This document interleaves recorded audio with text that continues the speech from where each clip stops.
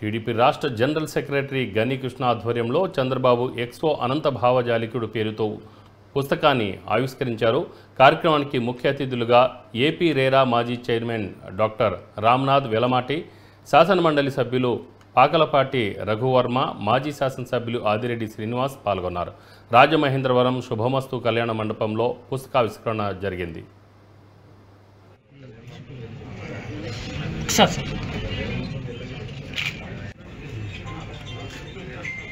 నారా చంద్రబాబు నాయుడు గారి మీద ఎన్నో పుస్తకాలు, గతంలో ఆయన మీద, ఆయన విజన్ మీద ఎన్నో పుస్తకాలు వస్తున్నాయి, భవిష్యత్తులో రాబోతాయి కూడా.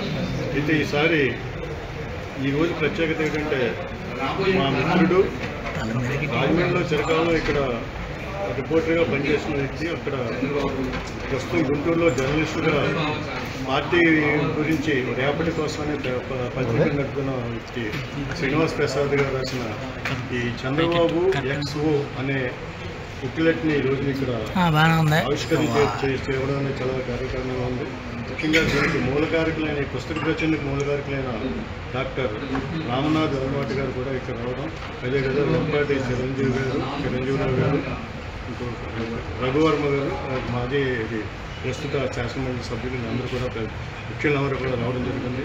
ఇంతమంది ప్రముఖుల మధ్యలో పుస్తకావిష్కరణ, అంటే గతంలో పుస్తకావిష్కరణ గుంటూరులో జరిగింది, అయితే రాజమండ్రిలో ప్రత్యేకంగా నా ఆహ్వానం మేరకు ఇక్కడికి తెమ్మని జరిగింది.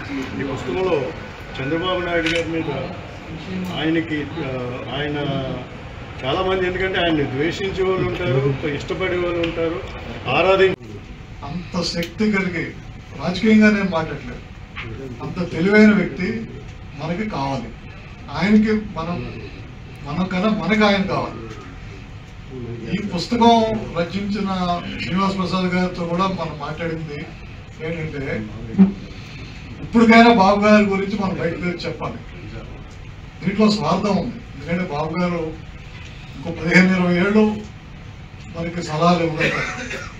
వయసుతో పాటు సలహాలు ఇచ్చే ఎనర్జీస్ కూడా తగ్గిపోతాయి.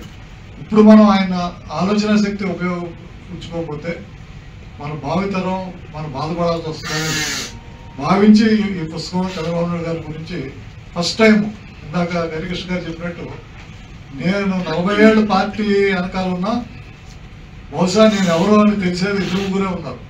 చౌదరి గారిని కలిసేవాడిని, మిగిలిన ఎవరికైనా నేను ఎవరో తెలియదు. ఇప్పుడు కూడా తెలుగుదేశం పార్టీలో నా గురించి ఎక్కువ తెలియదు, ఎందుకంటే నేను వెనక బ్యాక్ ఆఫీస్ వర్క్ చేస్తాను. సో ఇది మనం ముందు తీసుకెళ్లాలంటే కొన్ని ఉదాహరణలు కూడా ఆలోచించాలి. నేను లాస్ట్ ఇయర్ నేను 5 సార్లు అమెరికా వెళ్ళాను. బాబు గారు చెప్పిన పనులు వెళ్ళాను. అక్కడ చాలా మంది, సార్ మేము ఒక సూట్ కేసు, ఒక సర్టిఫికేట్ తీసుకుని వచ్చాము, ఇవాళ ఇక్కడ స్థిరపడ్డామని. అక్కడ ఉండేవాళ్ళు అమెరికాలో 99% ఎవరో ఫ్లాట్లో ఉండలేదండి, అందరూ మంచి బంగ్లాల్లో ఉంటారు.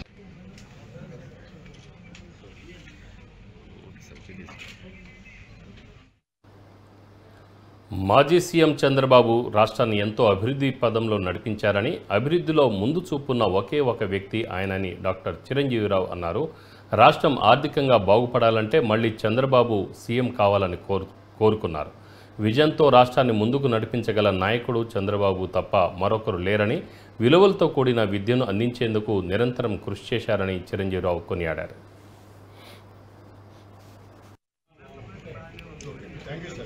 రామనాథ్ గారి మీద గౌరవంతో, నా మీద ఇష్టంతో ఏర్పాటు చేసిన మా గని కృష్ణ గారు, డాక్టర్ గని భాస్కరరావు గారు, నాతో పాటు పనిచేసిన నా సహచర జర్నలిస్ట్ మిత్రులు, నగర ప్రముఖులు అందరికీ నమస్కారం అండి. నేను ఇక్కడ జర్నలిస్ట్గా పనిచేశానండి 1994 నుంచి. అయితే చంద్రబాబు నాయుడు గారు ముఖ్యమంత్రిగా అయిన తర్వాత మొట్టమొదటి కార్యక్రమం మన రాజమండ్రి, మన జిల్లాకే వచ్చారు. చాగలనాడు ఎత్తిపోతల పథకం అని ప్రారంభోత్సవానికి. అప్పుడే మొదటిసారిగా వారితో నాకు కలుసుకునే అవకాశం లభించింది. ఆ తర్వాత చంద్రబాబు నాయుడు గారిని ఒక జర్నలిస్ట్గా, ఒక రాజకీయ నాయకుడిగా, ఒక ముఖ్యమంత్రిగా, ఒక అడ్మినిస్ట్రేటర్గానే చూసాము. అంతవరకే తెలుసు. కానీ డాక్టర్ రామ్నాథ్ గారితో నాకు కొంచెం పరిచయం ఏర్పడిన తర్వాత చంద్రబాబు నాయుడు గారిలో ఒక ఎన్నో కోణాలు అంతకు మించి ఏదో ఉన్నది అన్న విషయం అవగతమైంది క్రమేణా. రామనాథ్ గారు ఎప్పుడు కలిసినా చంద్రబాబు నాయుడు గారు అయితే ఈ పని అయితే ఎలా చేసేవారు, ఈ పని ఎలా చేసేవారు అనేది చెబుతుంటారు.